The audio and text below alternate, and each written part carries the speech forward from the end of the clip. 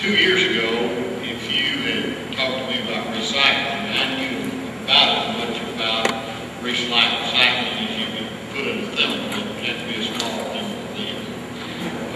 It just wasn't really high on my priority list. And I went through the Westar leadership class, and we were exposed to a session of recycling. And I came back to Lexington, and I told my public works director, you need to check on us getting recycling before we start. But again, it was not a priority of either of ours. And so this year, my public works director went through Westar, and I think Tony, you held a session here in Trenton on recycling, and he came home real excited about it and said, we've got to start recycling.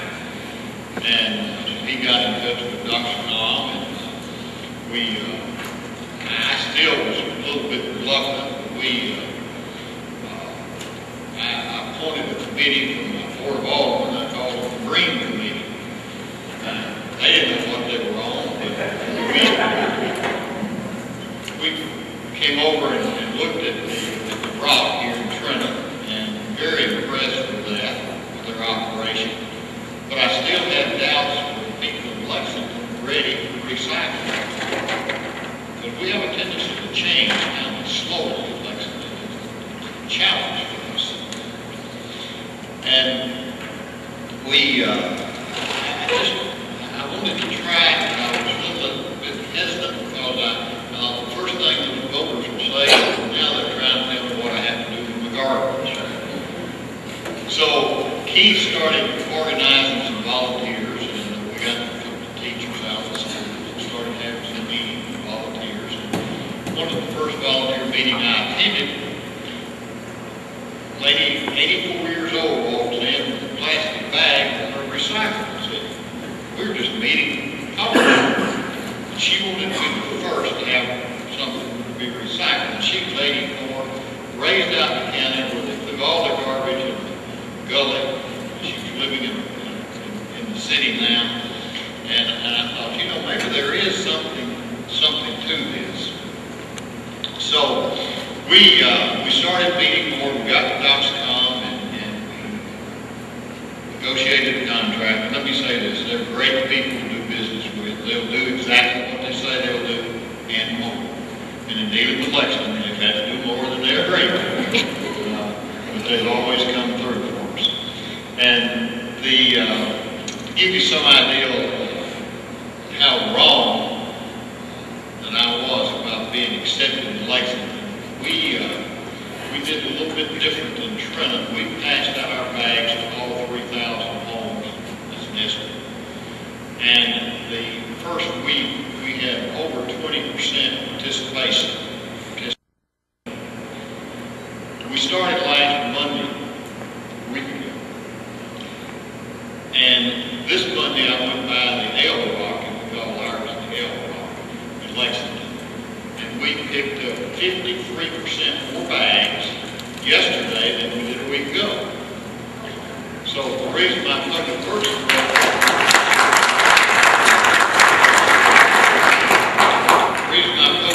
director is not with me today, and he sends his regard as he's covered up and recycled the garbage. It works, and it's working very well. And I would also invite you to come over to the L Rock in Lexington and look at our operation. We're not near as efficient as Trenton yet. We're working at it, and I appreciate Burris and what he's done over here and how much he has helped us and encouraged us to do the right thing. And I think I was supposed to talk a little bit about why we signed on.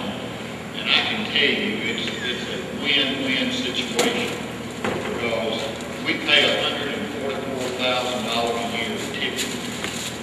Now, we know that we're already got 20% participation, which is the weight have a difference, probably wouldn't have that much effect on our tipping fees, but we realize that it's not going to be very long. Maybe the first year we're going to be able to reduce those tipping fees from $30,000 to $40,000. A budget like mine, I'm telling you, that's going to be a big thing. But not only that,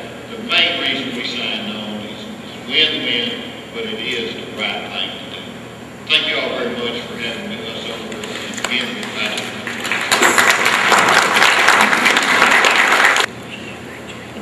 I'd like to begin by saying that it's a privilege to be here today. I'd like to thank Mayor Burris and Mayor Dyer for their hospitality and giving us a tour back in the summer of their facility here in Lexington. And I'd like to say it's been a pleasure working with Sydney and Andrew Shelton in helping the city of Louisville understand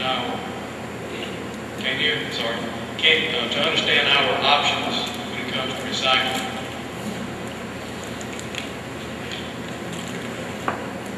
Our city, as long as with everyone else, we're a small town, and we have a lot of desire there, local issues and everything. People want to recycle.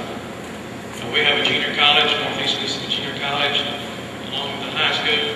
So naturally, there's a big desire to do, like Mayor Dyer said, it's the right thing to do.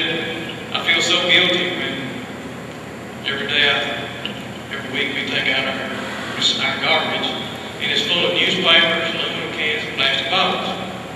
And we need to correct this.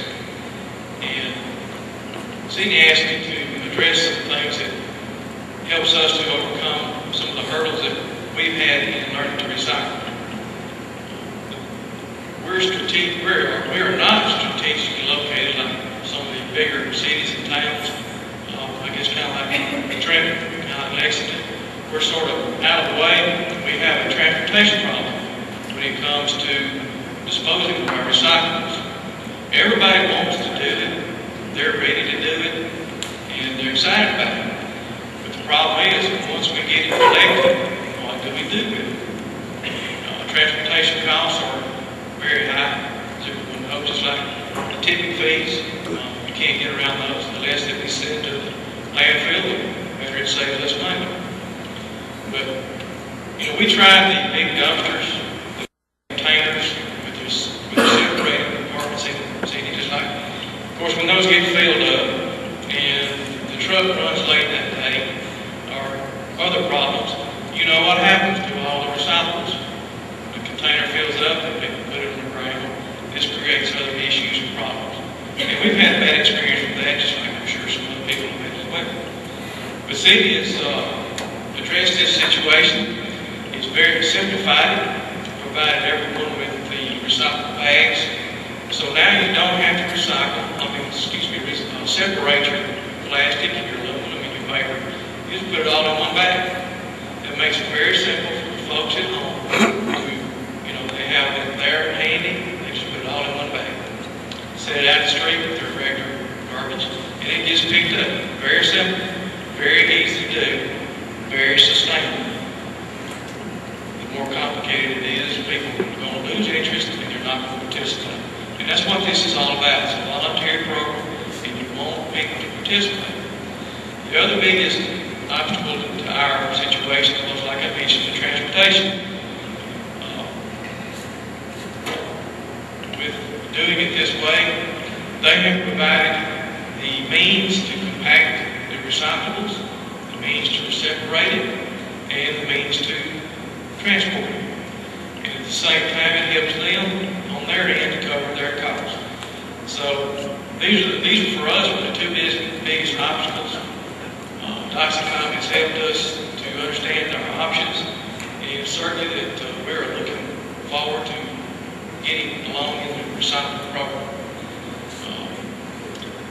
Like I said, they've been a pleasure to work with, and they're willing to come to us and do whatever it takes to make this happen. And we appreciate them working with us. Thank you. This effort would have not been possible without Doxicom coming in and showing us how this could be done. We're going to let some of the officers from Doxicom come and tell you some things about how we. Gene Belcher was very key into us getting started, and he showed me that we could do it. And so anyway, Gene.